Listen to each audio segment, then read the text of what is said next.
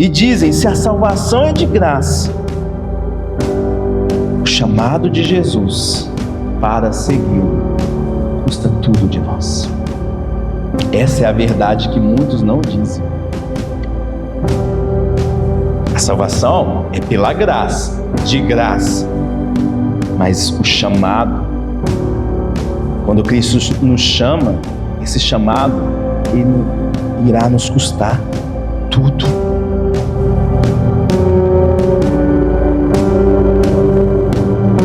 Isaías capítulo 6, versículo 1 até o versículo 8, diz assim então, palavra do Senhor. No ano da morte do rei Uzias, eu vi o Senhor assentado sobre um alto e sublime trono, e as abas de suas vestes enchiam o templo.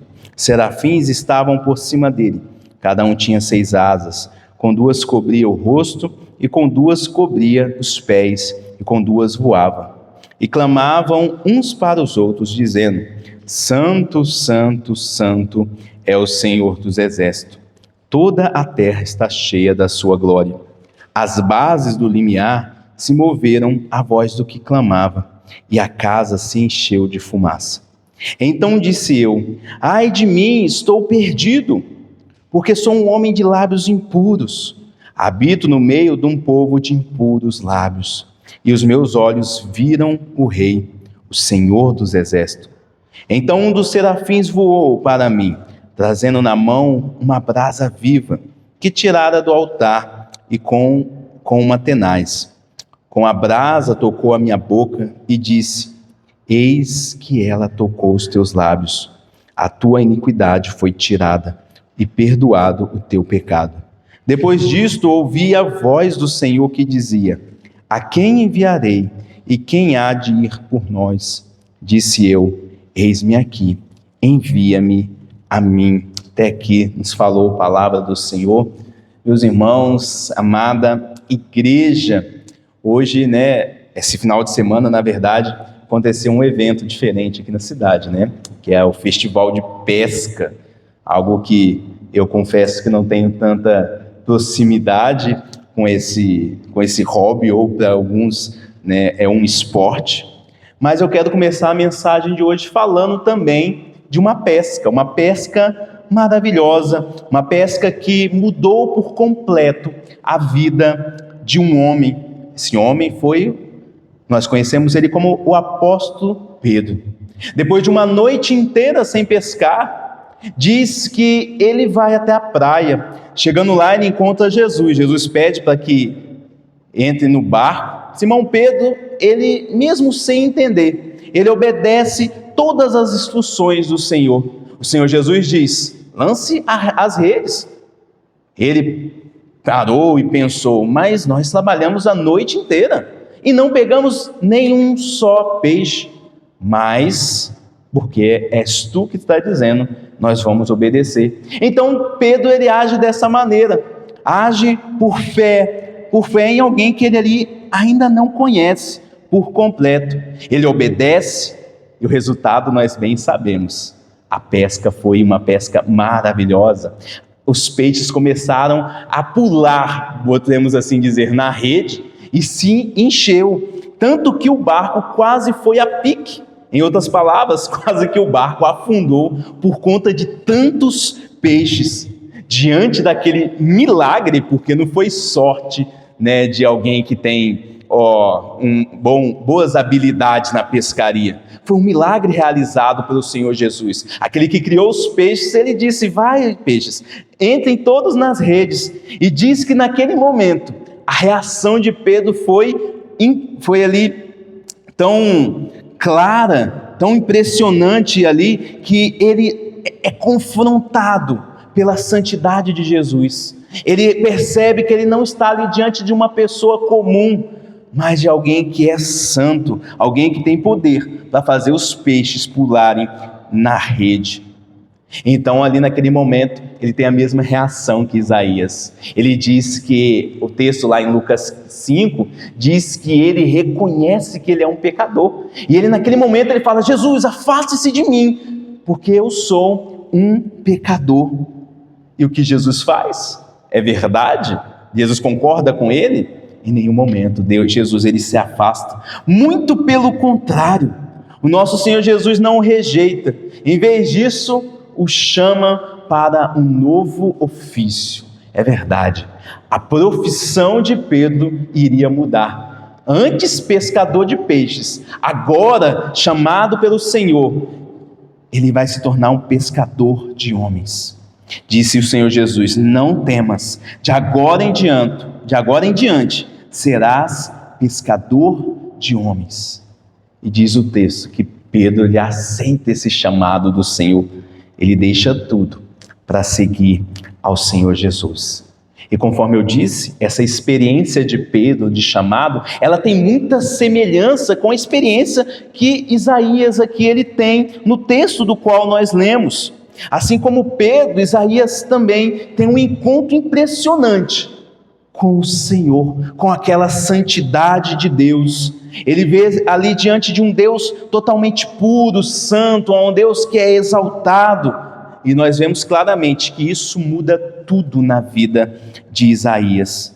Até que nós chegamos no versículo 8, onde diz, Deus ele faz uma pergunta, um convite. E esse convite não parou na vida de Isaías. Ele chegou até nós hoje, até a igreja do século 21. A quem enviarei? Quem irá por nós?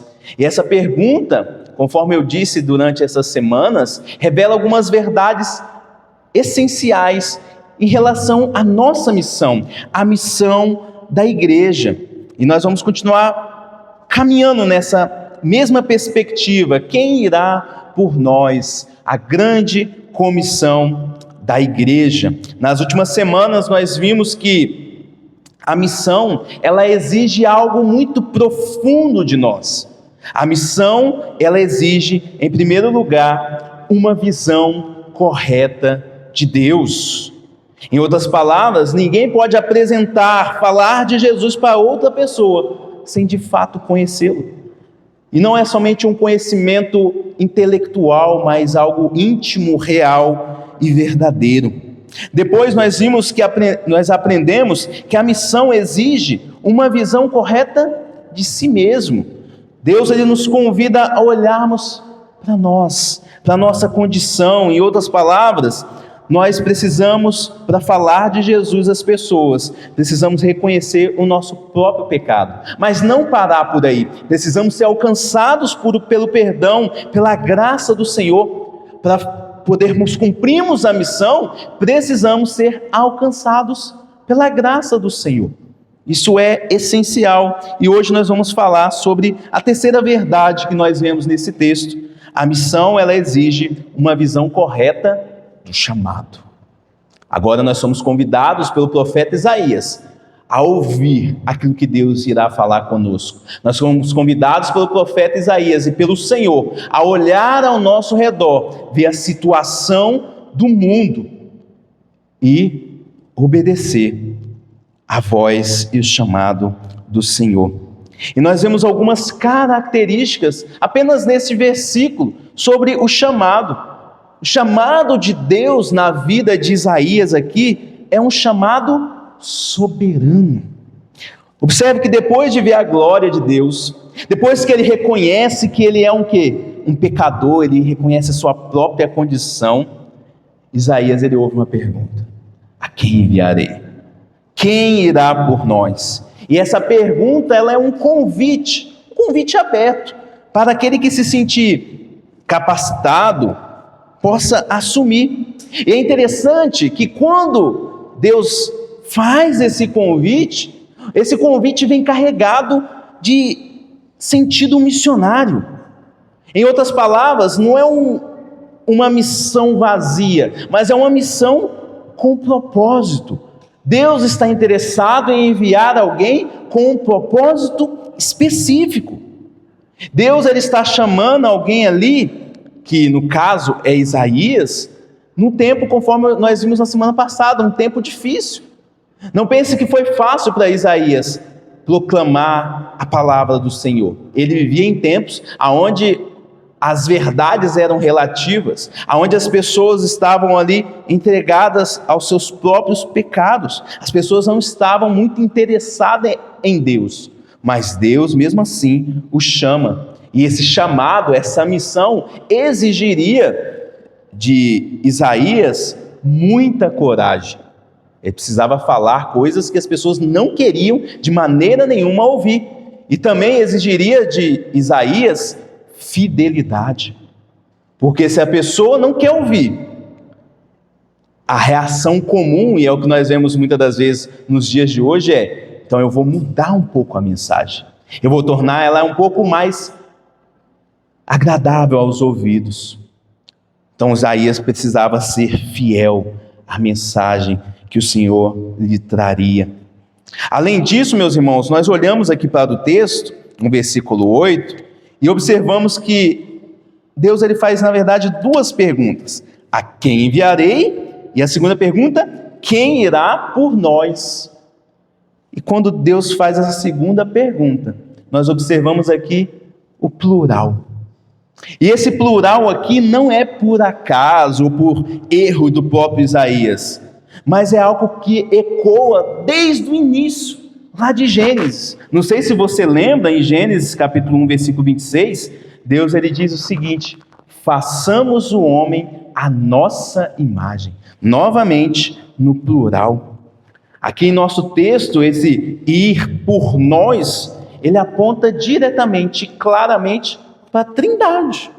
Deus, ele é um Deus trino. Deus Pai, Deus Filho e Deus Espírito Santo. Nós sabemos isso, vemos que a palavra e a Bíblia revela isso durante toda a revelação de Deus, e eles vivem em perfeita comunhão. Os três, o Pai, o Filho e o Espírito Santo, eles estão envolvidos na missão. Deus ele tem uma missão. Os teólogos chamam isso de Mission Dei, A missão de Deus. A missão de Deus, resgatar aquele que havia se perdido. Onde? Lá no Jardim do Éden. Quando o homem saiu e se perdeu da presença de Deus, Deus colocou o seu plano em prática. E ele começou a revelar esse plano no decorrer da história de maneira progressiva. E aqui nós vemos claramente que Deus, esse Deus trino, ele está aqui convidando Isaías para poder participar da sua obra redentora. Está convidando Isaías para ir junto com ele, proclamar essa palavra de redenção. No entanto, essa missão aqui, esse chamado de Deus na vida de Isaías, e essa missão redentora no mundo, ele não começou aqui, conforme eu disse, começou lá em Gênesis, Deus proclamando a Adão aquilo que ele iria fazer. E ele também não vai parar aqui com Isaías. Isaías não é o último profeta. Nós vemos que essa missão se estende e se completa de forma definitiva em quem? Jesus Cristo. Em João, no capítulo 3, versículo 17, nós vemos a resposta definitiva desse chamado. Diz que Deus enviou o seu Filho ao mundo. Olha, Deus enviou o seu Filho ao mundo para que o mundo fosse salvo por ele. Em outras palavras, Cristo é esse missionário que vai representar o reino de Deus na terra. É aquele que foi enviado pelo Pai para poder proclamar a salvação e cumprir então essa missão redentora de Deus. E assim como Cristo, meus irmãos, foi enviado, nós também somos enviados pelo Senhor. A igreja, ela é chamada para ser como Isaías, para responder esse chamado de Deus e levar também uma mensagem de salvação às pessoas, ao mundo. A mesma pergunta que Isaías ele ouve naquele momento, ela ecoa, sabe aonde? Em Mateus. Mateus no capítulo 28, versículo 19. Agora não tem uma pergunta, agora tem um envio. Jesus Cristo olha para os seus discípulos e diz a eles claramente: ide fazer discípulos de todas as nações. Em outras palavras, meus irmãos, cada um de nós que somos crentes, nós somos chamados a viver essa missão. Nós somos chamados a experimentar esta missão, essa coparticipação na missão redentora de Deus, de acordo, sabe com o quê? Com a graça que nós recebemos. Nós precisamos ser alcançados por essa graça, conforme lá em Romanos, no capítulo 12, versículo 1, diz assim: rogo-vos, pois, irmãos, pelas misericórdias de Deus, ou seja, por aquilo que Deus fez, pelo amor dele, por tudo que foi apresentado do capítulo 1 até o capítulo 12, lá da carta aos Romanos, tudo aquilo que Paulo explica, ele diz que apresenteis o vosso corpo. Aqui ele não fala, apresentei somente a sua boca, somente a sua mão, somente os seus pés, mas ele, apresente o vosso corpo. Em outras palavras, apresente tudo como sacrifício vivo, santo, agradável a Deus, que é o vosso culto racional. E meus irmãos, preste atenção nesse chamado de Isaías. O chamado de Isaías, ele não nasce de uma iniciativa do próprio Isaías. Não nasce na mente de Isaías, não nasce no coração de Isaías. O chamado, ele nasce, essa missão, ela nasce na soberania de Deus. É o chamado soberano. Foi Deus que convocou Isaías, foi Deus que enviou, e foi Deus que estabeleceu todos os termos, aquilo que ele iria falar, que ele não iria falar. Deus que deu a direção para a missão. E isso tem implicações para a nossa vida e para a vida da igreja.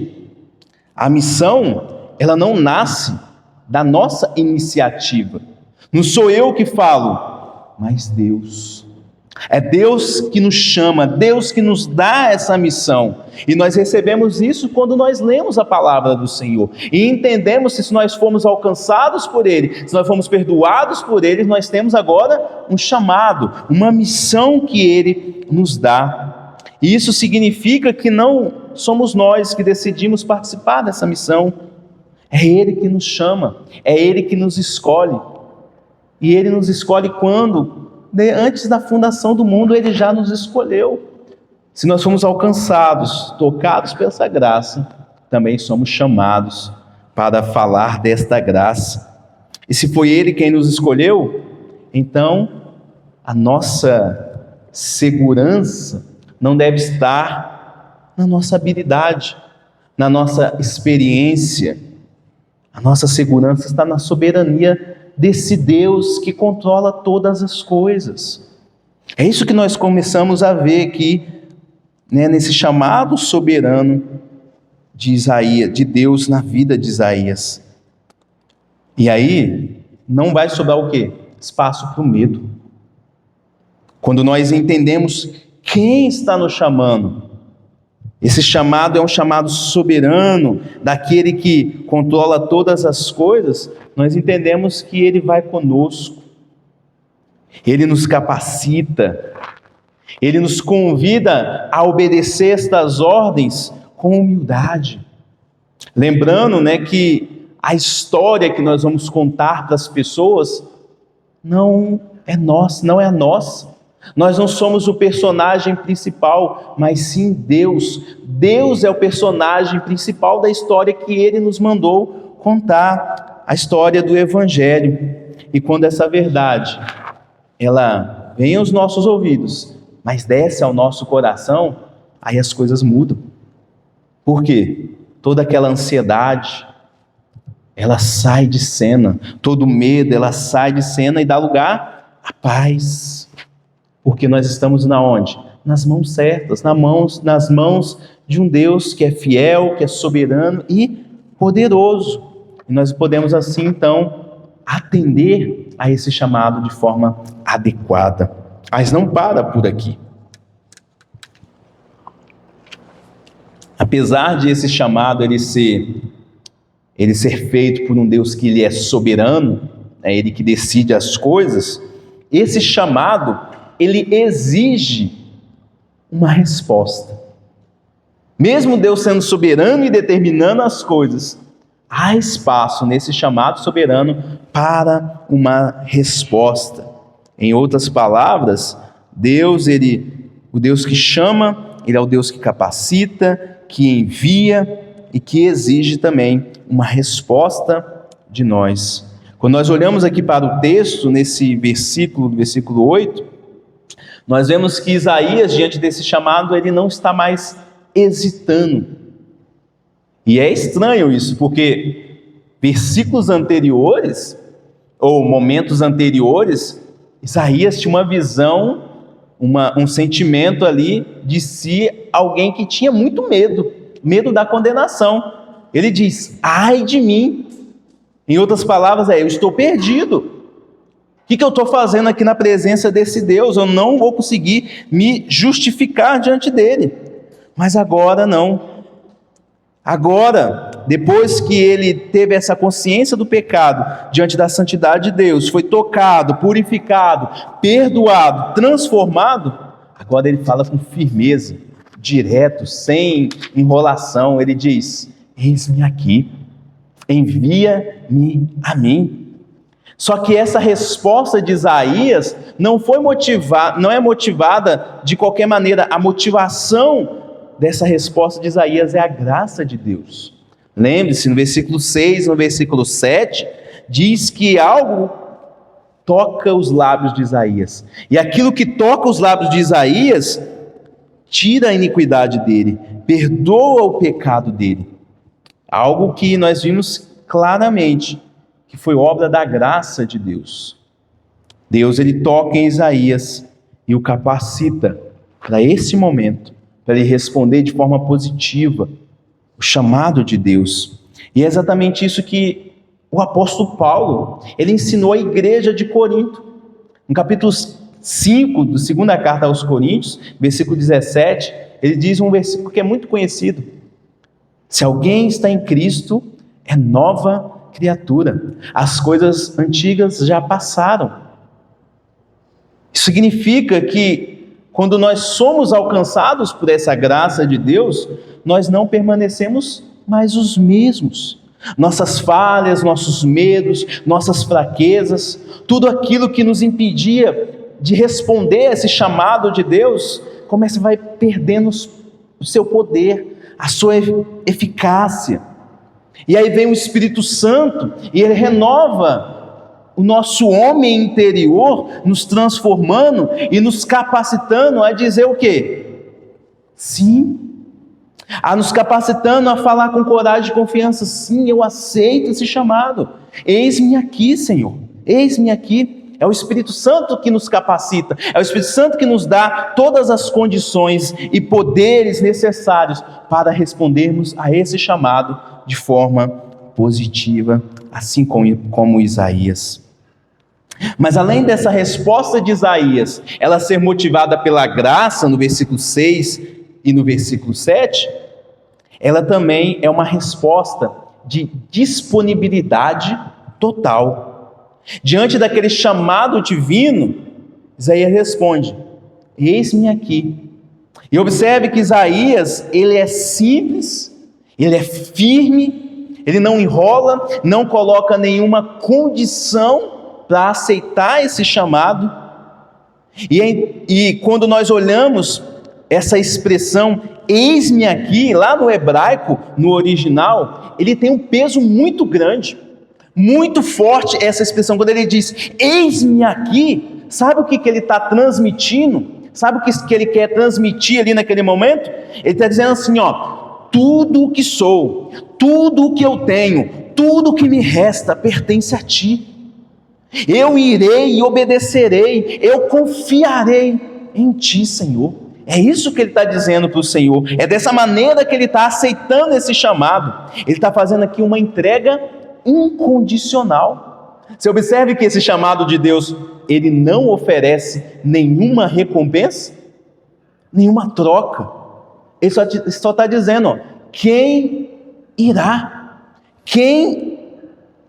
por nós? Isaías diz, eis-me aqui. E assim como Isaías, meus irmãos, ele passou e ouviu aquele chamado de Deus, quando nós olhamos para a atitude do Senhor Jesus, lá nos evangelhos, nós vemos que quando Jesus chamava alguém, o seu chamado era sempre também de forma radical. O chamado para o Evangelho é radical. Lá em Lucas, no capítulo 9, versículo 23, o Senhor Jesus, ele convida quem quer segui-lo a renunciar tudo, a renunciar até mesmo a si mesmo. E ele diz que deveria pegar a cruz e segui-lo. É esse o chamado que Jesus nos faz. Ele diz que é uma entrega total, uma entrega sem reservas. Ele nos convida a amá-lo acima de tudo, acima dos nossos filhos, dos nossos pais, acima até mesmo das nossas próprias vidas. É esse o chamado de Jesus. E ele nos mostra, conforme lá em Marcos também, no capítulo 1, no versículo 16 e 18, que os discípulos, inclusive Pedro, eles entenderam esse chamado. Quando Jesus os chama e fala, e diz a Pedro: Pedro, eu vou te transformar em um pescador de homens.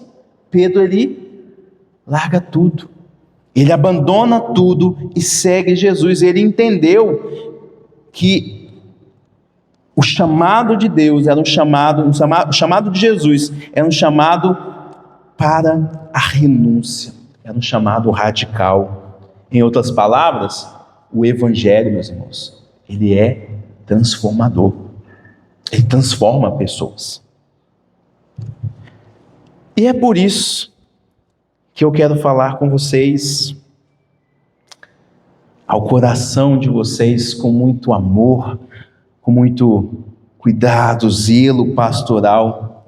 Eu tenho observado, e talvez vocês também tenham, que o Evangelho que muitos têm pregado e que muitos têm vivido, não é esse Evangelho de Jesus, mas na verdade é um Evangelho muito frágil, um Evangelho superficial, um Evangelho morno, não é uma coisa nem outra. Quando nós olhamos para o Evangelho que muitas pessoas estão vivendo e proclamando, nós vemos que é um Evangelho sem a cruz, um Evangelho sem renúncia, um Evangelho sem transformação, porque não tem o poder de Deus nele. Muitos dizem o seguinte, e eu concordo com essa frase: a salvação, ela é de graça e pela graça. Não é isso que o pastor sempre prega? Não é isso que a Bíblia ensina? Salvação nunca é pelas obras. A salvação nunca é uma troca nossa com Deus. Ela é dada de forma gratuita a nós, aqueles que creem em Jesus. Não há nada que nós possamos fazer para merecê-la. Ela é um presente do Senhor. Isso é maravilhoso demais para nós. No entanto, muitos confundem e dizem: se a salvação é de graça, o chamado de Jesus para segui-lo custa tudo de nós. Essa é a verdade que muitos não dizem. A salvação é pela graça, de graça. Mas o chamado, quando Cristo nos chama, esse chamado ele irá nos custar tudo. Em outras palavras, a graça de Deus, o fato de a salvação ser pela graça, não é uma licença para nós vivermos da maneira que nós queremos. Mas esta graça que nós recebemos, ela é a força motriz, a força que nos capacita para podermos vivermos da maneira que Deus quer que vivamos. Quando Cristo, meus irmãos, Ele nos chama para uma vida diferente. O Evangelho não é uma vida passiva, mas uma vida ativa, uma vida que se envolve, uma vida que se entrega, uma vida que obedece, é uma vida de renúncia. Nós somos chamados a renunciar os nossos desejos pecaminosos, as nossas vontades, que não estão de acordo com a palavra do Senhor. E claro que quando nós falamos dessa renúncia, muitos vão para o outro lado da moeda, falando que esse tipo de evangelho, na verdade, é um legalismo religioso, e não é sobre isso que eu estou falando. Não estou falando de religiosidade de fachada, algo que eu só faço para mostrar para as pessoas, mas esse evangelho, quando Cristo nos chama, ele nos transforma de dentro para fora, transforma o nosso coração de forma verdadeira, e essa transformação, ela vai transbordando para a nossa vida. Isso é o evangelho que Jesus, ele nos chama e nos entregou. E pensando nisso, sabendo que aquele que nos chamou, ele é aquele também que se entregou por nós, ele é aquele que se fez servo por nós, ele é aquele que deu a sua vida na cruz, aquele que se entregou por cada um de nós aqui, sabendo que ele fez isso por amor. A pergunta que nós precisamos responder é: o que nós temos ofertado a ele? E eu não estou falando de dinheiro, porque no Antigo Testamento é essa visão que as pessoas têm, são apenas os 10%. No Novo Testamento, a régua sobe. Deus não quer 10% da sua vida, nem 30%, nem 40%, nem 50%. Deus quer o quê? 100%. É isso que Jesus, ele exige daqueles que ele chama, 100%. Será que nós temos ofertado ao Senhor a nossa vida 100%? 100% rendida a Ele, à vontade dEle? Só que essa rendição, essa oferta, é sempre olhando para aquilo que Ele fez, para a graça, para a entrega que Ele fez por amor. Será que nós temos respondido a este amor de Deus, as maravilhosas promessas de vida eterna? Ele nos prometeu, Ele é fiel para cumprir. Diante do presente da salvação, nós temos respondido a este amor de maneira digna?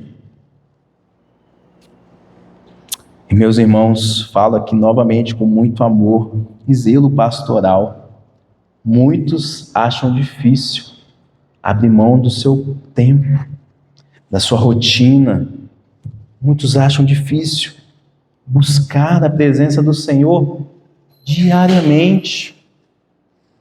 Ler a Bíblia, orar todos os dias.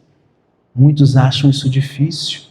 Muitos acham difícil falar e compartilhar do Evangelho a um amigo, a um colega. Qual é a visão que nós temos do Evangelho? Mas eu quero também encorajar vocês aqui nessa noite. Quero encorajar vocês a refletir. Qual é o Evangelho que vocês têm vivido, que vocês têm crido? Qual é a visão que vocês têm desse chamado? O Evangelho, assim como o chamado de Isaías, é um chamado de entrega total. Um chamado de compromisso. Qual é o nível de compromisso que você tem com o Evangelho? Qual é o compromisso que nós estamos tendo com o nosso Senhor? Aquele que nos deu a sua própria vida, morreu por nós. Ele nos chamou, nos escolheu, nos fez promessas. Como temos lidado com isso? Meus irmãos, Jesus chamou Pedro. Falou: Pedro, esse é um evangelho, eu estou te chamando para algo que vai mudar a sua vida, mas vai requerer de você uma renúncia total. Vai requerer de você um compromisso total. Todos os apóstolos, eles foram chamados pelo Senhor, não somente os apóstolos, mas os discípulos, foram chamados a abandonar tudo. Naquele tempo, eles tiveram que abandonar suas casas, sua profissão, alguns tiveram que abandonar sua família, tudo para seguir a Jesus. Será que o Evangelho mudou? Será que o nosso Senhor, Ele mudou? Amados, o Evangelho, esse Evangelho que transforma, ele exige de nós uma entrega total, uma entrega completa, uma entrega sem ressalvas, para viver de fato essa vida que reflete a graça de Deus. Então, olhando para esse chamado, talvez você tenha uma percepção um pouco equivocada. Talvez você olhe para isso e fale assim, mas é pesado demais, pastor. Ele exige demais. Parece que eu não vou dar conta. E talvez até surja um pouco de medo no coração.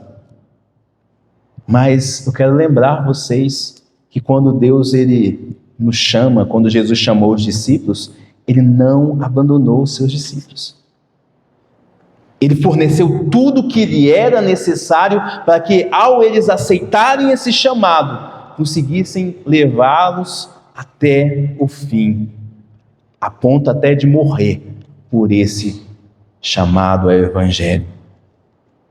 Então, confie no Senhor. Confie que se Ele pede tudo isso, Ele vai te dar força para que você obedeça todos os termos que Ele pede. Confie nele. E assim, quando nós confiamos nele, aí vem a alegria. Porque o chamado também, ele tem alegria. Jesus lá em Mateus, no capítulo 6, fala que aqueles que lhe obedecem terão uma alegria indizível, mas não uma alegria lá na eternidade, mas uma alegria aqui. Satisfação em seguir ao Senhor. Ele nos oferece isso. Uma alegria de ter uma vida totalmente dedicada ao Senhor. Conforme nós cantamos, ao Rei dos Reis consagro tudo o que sou. Tudo o que sou. Consagre ao Senhor hoje. Consagre ao Senhor amanhã. Toda a sua semana. Ah, Senhor, eu quero viver uma vida dedicada ao Senhor. Uma vida onde o meu trabalho é dedicado ao Senhor, onde tudo que eu faço, eu dedico ao Senhor. E eu entendo o meu chamado. Concluindo então, meus irmãos, daqui a 2 dias, nós vamos passaremos uma data muito importante. Dia 12 de agosto, nós comemoramos o aniversário da Igreja Presbiteriana. São 166 anos aqui no Brasil. E nós devemos lembrar como começou a história dessa igreja. Começou com um jovem, começou com alguém que aceitou o seu chamado. Reverendo Asbel Green Simonton diz que ele ouviu uma mensagem falando de missões. E parecia que ninguém queria vir para o Brasil. Lugar difícil, terra cheia de índio, monarquia. Ninguém queria vir para cá, mas ele disse, já que ninguém quer ir, eu vou. Já que ninguém quer ir para esse lugar, eu aceito ir. Diz que depois dessa mensagem, Deus ele não teve uma visão transcendental de Deus, não, ele apenas ouviu uma mensagem, assim como nós nessa noite, e ele aceitou, deixou a sua profissão, deixou a sua família, os seus parentes, e veio, sem saber falar a língua, sem ter ninguém aqui para poder recebê-lo. Ele simplesmente aceitou o seu chamado, mas os frutos dessa aceitação nós colhemos e desfrutamos até os dias de hoje. E a pergunta que eu quero fazer para terminarmos, diante desse chamado, meus irmãos, qual vai ser a sua resposta? Qual será a nossa resposta diante desse chamado que o Senhor tem levantado esta igreja, a Igreja Presbiteriana do Brasil em Itapurá? Quem que vai por nós nessa cidade? Quem irá nos representar? Como nós iremos responder?